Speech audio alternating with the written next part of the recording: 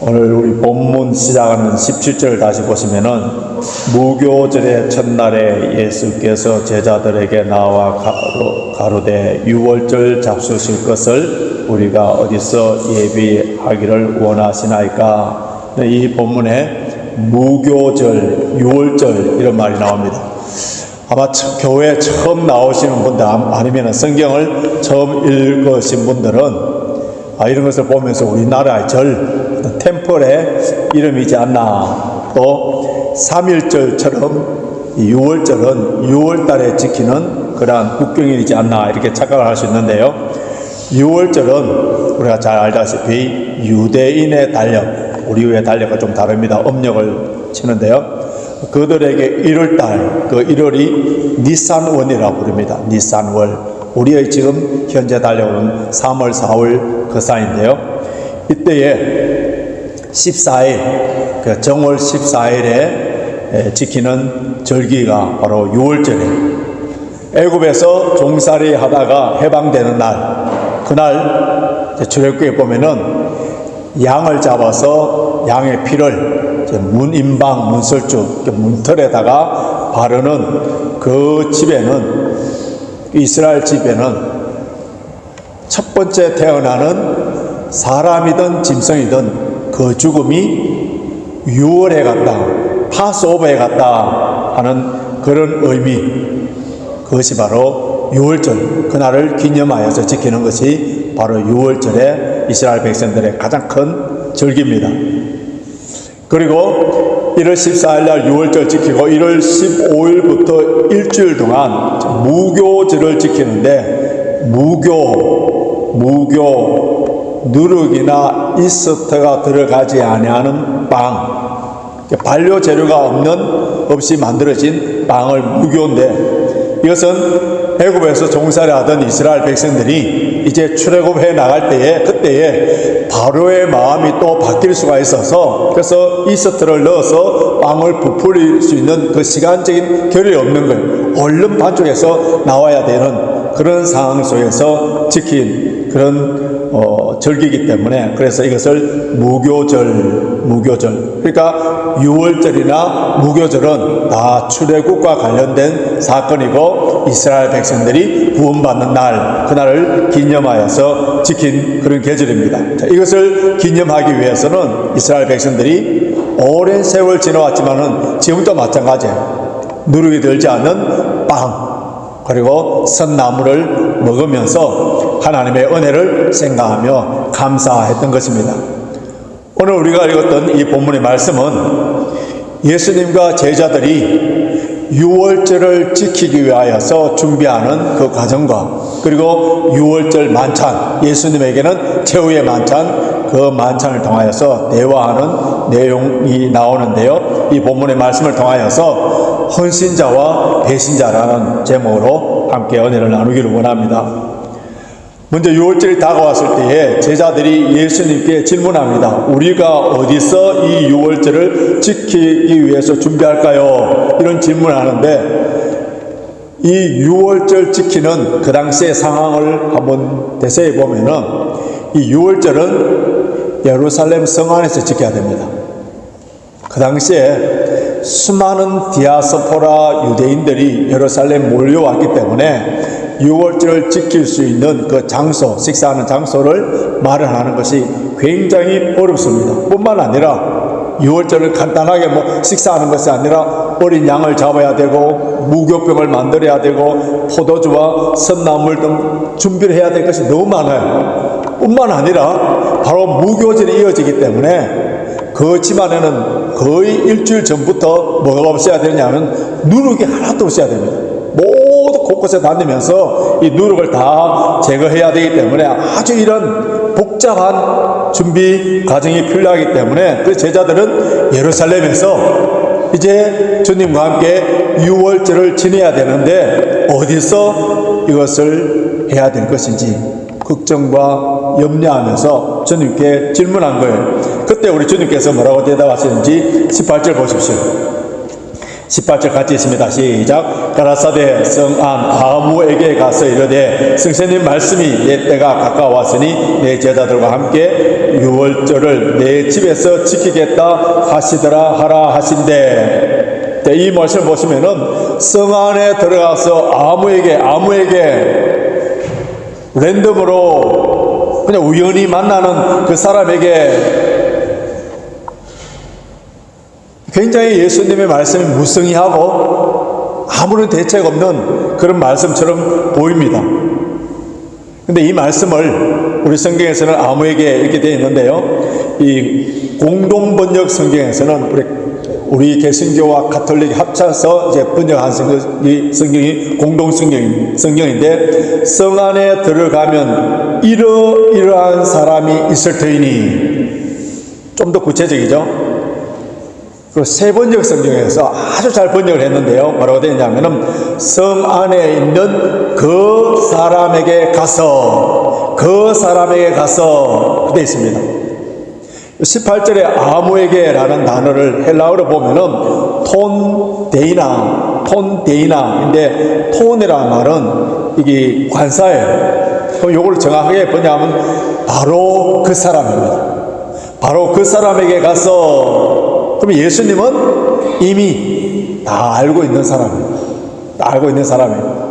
동일한 사건을 다루고 있는 마가복음과 누가복음을 보면은 뭐라고 기록되어 있느냐면은, 보라, 너희가 성내로 들어가면 물 한 동이를 가지고 가는 사람을 만나리니. 근데 여기서 사람이라는 그 단어 헬라어는 남성명사입니다. 이게 왜 중요하냐 하면요, 그 당시에 유대 관습상 물동이를 들고 가는 것은 여자예요.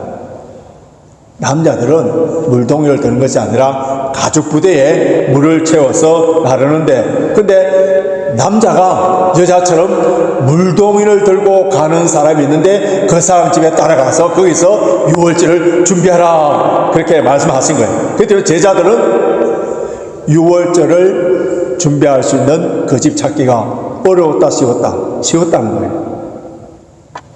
이것을 보면은 마치 007 첩보 작전처럼 예수님께서 모든 것을 미리 다 어레인지를 해놓은 것처럼, 어레인지 하고요, 그래서 비밀리에 모든 것이 진행되는 것을 볼 수 있는데, 왜 이렇게 할 수밖에 없었느냐 하면은 그 당시의 상황을, 긴박한 상황, 그것을 우리가 이해를 해야 됩니다. 왜냐하면은 대제사장과 바리새인들, 종교 지도자들은 공회를 통하여서 이미 예수를 결박하여 죽이기로 결정하였고, 백성들에게 예수님이 어디 있는지를 그것을 자기에게 알려달라 해서 체포하여서 이제 죽이도록 빌라도에게 넘기려고 다 계획을 세워나온 거예요. 뿐만 아니라 예수님의 제자였던 가룟 유다는 예수님을 그들에게 팔아넘기기 위해서 그 기회를 호시탐탐 노리고 있는 그때였었어요. 그렇기 때문에 유월절의 식사의 그 장소가 미리 알려지게 되면은 가룟 유다도 그렇고 또 제사장과 이런 사람들이 이미 유월절 식사하시기 전에 체포하여서 유월절 만찬도 하지 못하고 빌라도에게 넘겨줄 수 있는 그런 위험이 있기 때문에 그 장소로 비밀리에 준비시킨 것을 볼 수 있습니다. 예수님께서는 마지막에 체포되어서 십자가에 죽으시기 전에 마지막으로 제자들과 함께 반드시 꼭 해야 되는 일이 하나 있었어요. 이것이 제자들과 함께 유월절 만찬을 지키는 최후의 만찬인데요, 누가복음을 보시면은 우리 주님께서 뭐라고 말씀하셨냐면은, 내가 고난 받기 전에 너희와 함께 이 유월절 먹기를 원하였노라. 영어에 보니까 I have eagerly desired to eat. eagerly desired. 원하였노라. 그렇게 하실 만큼 예수님께서는 이 최후의 만찬을 통하여서 제자들에게 예수님의 죽으심에 대한 그 참된 의미를 가르쳐줍니다. 왜 예수님께서 죽으셔야만 하는지, 그 제자들이 반드시 깨달아야만 하기 때문에 예수님께서 예루살렘에 올라가시면서 그들이 듣기 싫어하는 말씀이지만 고난당하고 십자가에 죽는다는 말씀을 여러 차례 했지만은 그들이 아직 완전히 깨닫지 못한 거예요. 그래서 예수님께서는 유월절이라는 그 역사적인 사건을 통하여서 예수님의 죽으심과 십자가에 관한 말씀을 제자들이 깨닫게 하기 위하여서 그 유월절 만찬을 반드시 먹기를 원하셨던 겁니다. 예수님의 마지막 그 유월절 식사를 위해서, 그리고 예수님의 그 죽으심을 관해서 가르쳐 주시기 위해서 서임받았던 여러분 그 장소, 마지막 만찬에 이루어졌던 그 장소, 그리고 거기에 서임받았던 어떤 한 남자, 그 집, 뭐 성경에서는 기록되어 있지 않습니다만은 그 남자, 지금 우리가 믿음의 눈으로 바라볼 때에 여러분 그 집과 그 사람 얼마나 거룩하고 영광스럽게 서임받은 사람들입니다. 그런데 그토록 영광스럽게 서임받았던 그 사람의 이름이 오늘 성경에서는 밝혀놓지 않았어요. 누군지 몰라요. 지난번에 우리가 살펴본 것처럼 예수님의 장례를 위하여서 향료값을 깨뜨려서 예수님 머리에 부었던 그 여인의 이름도 성경에는 기록하지 않았습니다. 비록 그들의 이름은 우리가 알 수 없지만은 그들의 헌신, 주님을 향한 사랑, 그들의 충성, 이것은 성경에 기록하여서 우리에게 귀한 교훈과 감동을 주는데요. 하나님의 영광스러운 그러한 일을 할 때에, 우리가 선한 일을 할 때에, 그때에 사람들은 몰라줄 수 있는 거예요. 사람들은 이름도 기억하지 않을 수도 있는 거예요. 그러나 주님께서는 다 기억하시고 생명책에 기록하여서 2000년이 지난 오늘 우리에게 이 사람들의 주님을 위한 헌신의 그 아름다운 모습을 우리가 기억하면서 지금 은혜 받고 있지 않습니까? 사람들은 누구나 선행을 하게 되면은 누군가 자랑하고 싶어 하는 그런 본성이 있어요. 그런데 산상수훈에서 우리 예수님께서는 오른손에 하는 것을 왼손 모르게 하라. 사람에게 칭찬을 받기 위해서 외식하지 말라. 왜 이런 말씀하세요? 사람이 알고 모르고 이것이 그렇게 중요하지 않다는 거예요. 우리에게는 이것이 굉장히 중요하지 않습니까? 사람들이 알아주고 하면 그 앞에서 하지만은 사람들이 몰라주면 그냥 빠져버리는 거예요. 그런데 예수님께서는 거기에 신경을 쓰지 말라. 왜? 하늘에 계시고 은밀하신 하나님께서 내게 상을 주시리라. 우리의 신앙의 목적이 뭐예요? 사람들에게 칭찬받는 것이 아니라 하나님께 인정받는, 하나님께 서임받는 것. 오직 하나님만 아시고 하나님께만 영광이 된다면 그것만으로도 만족할 수 있는 것, 그 때문에 기뻐할 수 있는, 감사할 수 있는 사람이, 그 사람이 큰 믿음이에요. 유월절 준비하는 이 제자들은 예수님이 시키신 대로 유월절 준비합니다. 자, 19절 한번 보시기 바랍니다. 19절 같이 읽겠습니다. 시작. 제자들이 예수의 시키신 대로 하여 유월절을 예비하였더라. 여기 말씀 보시면은 참 감동이 되는데요. 제자들이 예수님의 시키신 대로 그럼 사실 주님의 말씀, 그 시키신 대로 순종하는 것이 쉽습니까? 어렵습니까?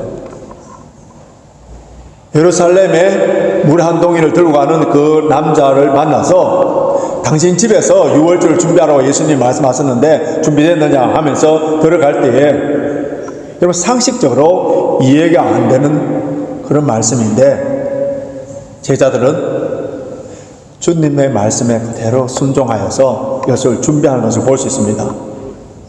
여러분 참된 믿음이 뭐예요? 우리 믿음의 신앙생활에 있어서 최고의 정점, 최고 클라이막스 마지막 단계, 그게 뭔지 아세요? 하나님 말씀에 대한 순종입니다. 순종.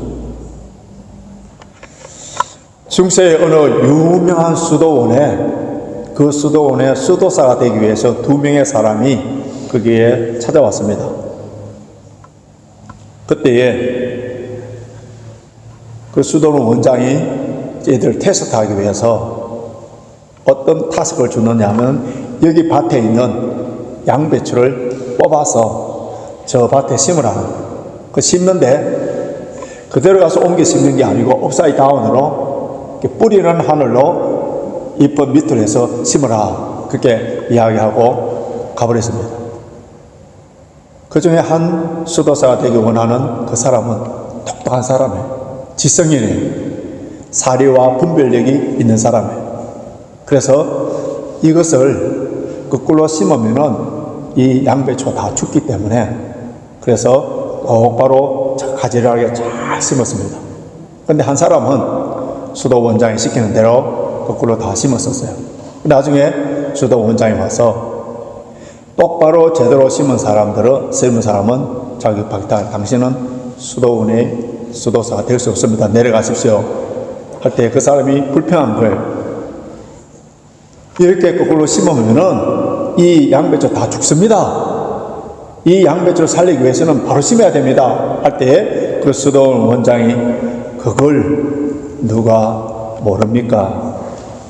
수도원에 들어올 수 있는 가장 중요한 수도사가 되는 일에 있어서 가장 중요한 것은 순종입니다. 순종이 없이는 수도사가 될 수 없습니다. 여러분, 수도사뿐만 아니라 우리의 신앙생활, 주님의 자녀, 주님의 제자, 순종 없이 됩니까? 순종 없이는 주의 자녀도 주님의 제자도 될 수 없는 거예요. 성경을 자세히 보시면은 우리 하나님은 마치 수도원 원장처럼 배추를 거꾸로 심으라는 식으로 우리의 상식과 이성에 어긋나는 도무지 이해가 되지 않는 것을 통하여서 우리를 테스트할 때가 얼마나 많습니까? 아브라함 약속의 아들, 백세에 얻었던 아들, 하나님께서 뭐라 합니까? 모리아산에 가서 그걸 번제로 바치라는 거예요. 번제로 바치면 죽는 거예요. 불태워 바치는데. 백세에 얻었던 귀한 자녀 번제로 바치면 죽는 줄 왜 모르겠습니까? 그런데 그는 순종했었어요. 그때 하나님께서 그 순종을 보시고 그 아들 대신에 양을 준비하여서 바치도록 했습니다. 여리고성을 무너뜨리는 데 있어서 온갖 전략 전술을 다 발휘해도 그 성이 무너지지 않는데 하루에 한 바퀴씩 돌아라는 거예요. 7번째는 7바퀴 돌아라는 거예요. 요단강과 홍해를 갈라지게 해놔놓고 걸어가라 하는 게 아니고, 아직 조금도 요동치지 않는데 그것을 먼저 첫발 내대서 가라는 거예요. 보리떡 5개, 물고기 2마리, 한 어린아이 도시락밖에 되지 않는 그 음식을 갖고 5,000명이나 되는, 남자들 5,000명이나 되는 사람들에게, 제자들 향해서 다 나누어 주라. 10명의 나병 환자에게 전혀 고쳐주지도 아니하시고 너희 몸을 먼저 제사장에 보여라. 우리가 하나님의 말씀에 순종할 때에 비로소 우리의 신앙이 온전해지고 하나님의 능력을 체험합니다. 사실 저와 여러분들이, 저는 모태신앙으로 여러분들 집사로서 지금까지 신앙생활을 하면서 왜 오늘도 살아 역사하시고 우리와 함께 하시는 놀라운 기적의 역사를 베푸시는 하나님의 그 능력을 체험하지 못하고 사는 그 이유가 어디 있어요? 하나님의 손이 짧아서 그렇습니까? 하나님의 귀가 어두워서 그렇습니까? 냉정하게 따져보면은 저와 여러분들이 너무 똑똑하십니다. 너무 똑똑했어요. 그 수도원에 들어가려고 했던 그 지성인 똑똑한 사람, 그 사람처럼 우리가 주의 말씀에 순종하지 못하기 때문에 그 능력을 체험하지 못하는 그런 모습이지 않습니까?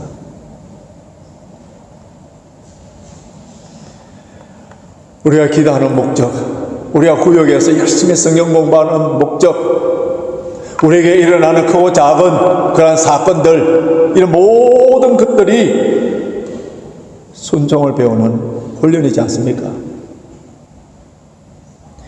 우리의 힘으로는 순종이 안 되니까 그래서 새벽마다 엎드려서 기도하게 되고, 성경에서 도무지 순종할 수 없는 그런 상황에서도 순종해가는 그러한 성경의 인물들을 보면서 이런 상황 속에서 어떻게 순종해 나가는가, 그 사람들을 보고 연구하면서 우리가 순종을 배우는 것이 아닙니까? 여러분, 교회 생활도 어떻게 보면은 순종을 배우는 현장이라 할 수 있어요. 하나님의 권위와 하나님의 말씀에 순종하는 현장도. 이 교회, 세상은 뭐라고 합니까? 너 멋대로 하라는 거예요. 마이웨이로 너 하고 싶은 대로 하라. 이것이 세상이 가르쳐주는 방법이지만은 교회는 어떻게 합니까? 너 하고 싶은 대로 하는 게 아니라는 거예요. 하나님 말씀의 권위에 순종하는 것이 제사보다 낫고, 이렇게 순종하는 자에게 마음의 평강이 있습니다. 저와 여러분이 신앙생활을 하면서 마음의 평강이 없고 불평불만하고 있다면 무언가 불순종하고 있는 거예요. 무언가 불순종하는 거예요. 내가 곳곳이 살아있는 거예요. 나의 지성과 이성, 나의 사리 분별력, 나의 경험, 이것만 내세울 때는 절대로 그 마음속에 평강도 없을 뿐만 아니라 하나님의 능력도 나타나지 않는 거예요. 순종하는 자에게 평강을 주시고 복을 주시는 거예요. 여러분, 성경을 보시면 불순종이 얼마나 큰 죄인지, 불순종이 얼마나 큰 죄인지 밝혀지고 있는데요. 뭐 여러 내용이 있습니다만 딱 하나만 봅시다. 로마서 5장 19절 앞에 화면을 보십시오. 같이 읽겠습니다. 시작. 한 사람의 순종치 아니함으로 많은 사람이 죄인 된 것 같이 한 사람의 순종하심으로 많은 사람이 의인이 되리라. 한 사람의 순종치 아니하는 그 한 사람이 누굽니까? 아담이에요. 아담의 원죄로 말미암아 온 인류가 다 죄인이 됐는데, 그 아담의 원죄가 뭐였다고요? 불순종이었다. 불순종이 미치는 영향력, 악한 영향력 얼마나 큰지 몰라요. 주의 말씀에 순종하는 일에 있어서의 방해되는 세력, 그것은 여러분 외부에 있는 것이 아니라 바로 내 내면의 내부에 있는 것을 깨달아야 됩니다. 스펄전 목사님의 제자 중에 한 사람이 하나님의 전신갑주라는 그러한 설교를 할 때에 굉장히 효과적으로 하기 위해서, 시청각적으로 효과적으로 하기 위해서 자신이 갑옷을 다 입었어요. 그리고 칼을 가지면서 뭐라고 했느냐 하면, 완전히 무장하고 난 뒤에 이제 마귀는 어디 있습니까? 자기는 완전히 무장한 거예요. 그리고 성령의 검인 칼을 상징하는 글을 들고 서서 이제 마귀는 어디 있습니까? 외칠 때, 그때 스펄전 목사님이 앞에 앉아서 마귀는 그 갑옷 안에 있네. 마귀는 나의 자존심, 나의 교만, 나의 체면, 이런 것들로 이용하여서 하나님의 말씀에 불순종하도록 만듭니다. 그런데 예수님의 생애를 보십시오. 하나님 말씀에 한 번이라도 불순종하셨어요. 하나님의 뜻을 이루기 위하여서 순종하여서 그 십자가의 길을 가고 있고, 그것을 제자들에게 최후의 만찬을 통하여서 그 주님의 죽으심에 자세히 설명하기 위하여서 제자들에게 유월절을 준비하라고 하였을 때, 그때 제자들이 순종하여서 유월절을 준비하고 있었어요. 그래서 마침내 최후의 만찬이 시작되었습니다. 그곳에 12제자들이 함께 앉았는데요. 그때에 식사 중에 예수님께서 느닷없이 너희 중에 한 사람이 나를 팔리라 폭탄 선언했다. 그때 제자들이 심히 근심하여서 각자 무슨 말을 하는지 22절 보십시오. 22절 같이 있습니다. 시작. 저희가 심히 근심하여 각각 여짜오되 주여 내니까 하는 이 말을 헬라어 원어를 가보면 메티에고인데 부정어예요. 주님, 다 한결같이 나는 아니지요. 나는 아니지요. 설마 내가 주를 파는 그 사람은 아니지요. 그때 주님께서 뭐라고 말씀하시는지 24절 보십시오. 24절 같이 읽습니다. 시작. 인자는 자기에게 대하여 기록된 대로 하거니와 인자를 파는 그 사람에게는 화가 있으리로다. 그 사람은 차라리 나지 아니하였다면 제게 좋을 뻔하였느니라. 그 사람은 차라리 나지 아니하였다면 제게 좋을 뻔하였느니라. 여러분, 세상에서 가장 비극적인 말씀, 가장 비극적인, 차라리 나지 아니하였다면 인간으로서 이것보다 더 비극, 더 큰 심판이 어디 있겠어요? 아브라함 링컨 대통령은 이런 기도를 드렸다고 하는데요. 주여, 내가 세상에 살았기 때문에 더 좋은 세상이 되었다는 이야기를 듣게 하옵소서. 얼마나 멋지고 아름다운 기도입니까? 내 때문에 더 좋은 세상이 되고, 나 때문에 더 좋은 교회가 되고, 나 때문에 더 좋은 가정이 되는,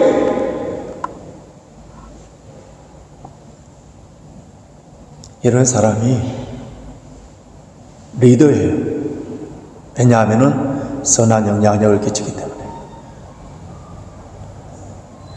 차라리 나지 아니하였다면 제게 좋을 뻔했다 하는 이 말을 들은 가룟 유다, 다른 제자들이 주여 내니까 하니까 그도 예수님께 무슨 말을 하는지, 자 25절 보십시오. 25절 같이 읽습니다. 시작. 예수를 파는 유다가 대답하여 가로되 랍비여 내니까 대답하시되 내가 말하였도다 하시니라. 랍비여 내니까, 그 말로 자신의 배신을 숨기려고 합니다. 마태복음을 보시면은 랍비여, 선생님이여 부르는 경우에는 딱 두 번 나옵니다. 26장으로 본문과 그리고 후반에 49절인데요. 요 딱 두 분이 누가 부르는 호칭이냐면 가룟 유다예요. 가룟 유다. 가룟 유다가 예수님을 부르는 호칭이에요. 마태복음에서는 유대인들을 향한 편지이기 때문에 예수님에 대한 칭호가 아주 뚜렷하게 구별됩니다. 예수님의 대적자들이나 아니면은 예수님과 아무런 상관이 없는 사람들이 예수님께 부를 때 디다스 칼레 또는 랍비여, 선생이여 랍비여 이런 칭호를 사용하지만은 예수님이 구원자시고 하나님의 아들이심을 믿는 제자들은 뭐라고 불렀냐면 항상 큐리에 주여 불러줘. 그런데 가룟 유다는 예수님을 어떻게 불렀다고요? 다른 제자들은 주여 큐리에 내니까 하는데 가룟 유다는 똑같은 표현을 하면서 뭐랍니까? 랍비여 내니까 이렇게 표현해요. 랍비여. 가룟 유다는 예수님을 인간적으로 훌륭한 사람 중에 한 사람으로 따라다녔던 거예요. 오늘 예배드리는 저와 여러분들, 예수님은 어떤 분이에요? 누구예요? 예수님이 나의 주인입니까? 아니면 랍비, 선생 정도입니까? 예수님을 나의 주인으로 믿고 진심으로 고백하는 사람이라면 그 사람에게 나타나는 현상이 무엇인지 아세요? 주의 말씀에 거역할 수 없고 불순종할 수 없는 거예요. 주님이 나의 모든 것의 주인이기 때문에 나의 모든 삶에 대해서 책임을 져주시는 분이기 때문에 어떤 상황 속에서도 어떻게 한다고요? 예배를 드립니다. 어떤 상황 속에서도 예배를 드린다고요? 뿐만 아니라 다른 것을 의지하지 않습니다. 필요는 하지만은 그런 것 때문에 여호와는 나의 목자시니처럼 돈은, 자식은, 가족은 나의 목자시니 이렇게 하지 않아요. 우리가 예수 믿기 전에 각자 다 삶의 목적이 있어요. 어떤 사람은 돈에, 어떤 사람은 명예, 학위에, 자녀에. 그런데 우리가 예수를 믿고 예수님이 나의 주인으로 모시게 되면은 옛날에 그토록 귀중하게 여겼던 것, 그것에 목매어 죽고 사느냐 했던 그런 부분들은 어떻게 됩니까? 하찮은 것으로. 그래서 사도 바울이 뭐라고 고백합니까? 무엇이든지 내게 유익하던 것을 내가 그리스도를 위하여 다 해로 여기며 배설물로 여긴다. 그런데 가룟 유다는 그의 인생의 최고의 가치, 그의 인생에 있어서 가장 고생한 보배로 예수님을 모시지 않기 때문에 예수님을 단순히 랍비 정도, 자신의 이익과 욕망을 추구하는 데 필요한 존재로서 따라다녔던 거예요. 자기 자신이 주인이 된 사람은 가룟 유다처럼 물질 때문에, 어떤 고난과 환난 때문에, 성공 때문에, 명예 때문에 결국 예수님을 팔아버릴, 배신할 그런 사람입니다. 그러나 우리 주님께서는 오래 참으시고 그 사랑과 긍휼이 풍성하시기 때문에 한 영혼이라도 구원받기 위하여서 가룟 유다를 끝까지 사랑하시면서 회개하고 돌아오기를 기다렸습니다. 그런데 가룟 유다는 회개하고 주님께로 돌아오기는커녕 랍비여 내니까 하면서 자신을 가장해버렸다. 여러분, 세상에서 가장 불행한 사람이 어떤 사람입니까? 가룟 유다처럼 자신의 죄를 체면상 사람들에게만 들키지 않으면 된다고 생각하는 사람. 그래서 그럴싸하게 거룩하게 아무런 죄도 짓지 않는 자처럼 앉아서 랍비여 내니까 하면서 자신과 주님을 속이는 자, 이런 자가 아니라 저와 여러분들은 중심을 보시는 하나님 앞에 주여 내니까, 주님 죄가 죄인입니다. 우리 집안의 문제, 교회의 문제, 모든 것들에 있어서 제가 더 기도하지 못하고, 제가 더 사랑하지 못하고, 제가 더 오래 참지 못하고, 무엇보다도 제가 더 성령 충만하지 않기 때문에 일어나는 일입니다. 주님, 내 죄를 용서하여 주시고.